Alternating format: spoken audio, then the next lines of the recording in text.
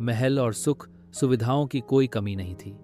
फिर भी उसके मन में एक अधूरी सी चाहत रहती और अधिक पाने की लालसा। राजा ने कई बार संतों और विद्वानों से पूछा, क्या कोई ऐसी चीज है जो मेरे राज्य को कभी न खत्म होने वाला सोना दे सके।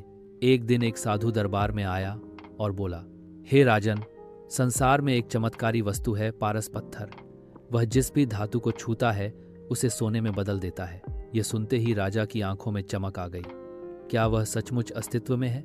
साधु मुस्कराया, हाँ, लेकिन उसे पाना आसान नहीं।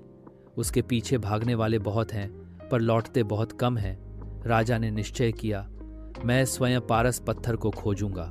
राजा की यात्रा। राजा ने अपना राजपाट मंत्रियों को सौंपा। एक साधारण भेष धारण किया और निकल पड़ा पारस पत्थर की खोज में। वह जंगलों, पहाड़ों, नदियों, तपोवनों और सागरों तक गया। वर्षों बीत गए। वह कई नकली पत्थरों के धोखे में पड़ा, कई बार ठगा भी गया, लेकिन हार नहीं मानी।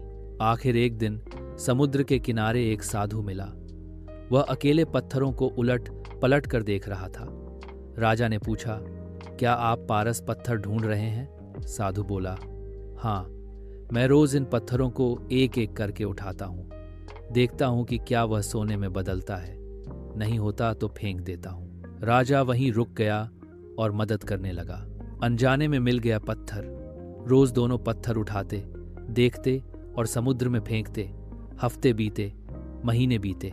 एक दिन राजा ने एक साधारण सा पत्थर उठाया। वह सोने में बदल गया, लेकिन वह ध्यान नहीं दे पाया और आदत में आकर उस सोने के पत्थर को भी समुद्र में फेंक दिया। फिर उसे एहसास हुआ, अरे वह तो पारस पत्थर था। वह हैरान रह गया।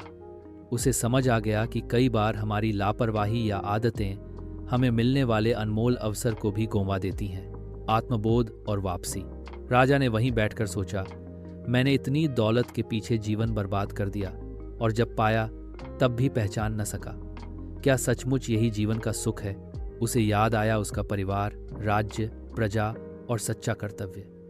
उसने तय किया, पारस पत्थर नहीं, अब मैं जीवन की असली संपत्ति तलाशूंगा, संतोष, सेवा और सच्चाई। राजा वापस लौटा। उसका चेहरा अब शांत था, आंखों में संतुलन था। प्रजा ने उसका स्वागत किया।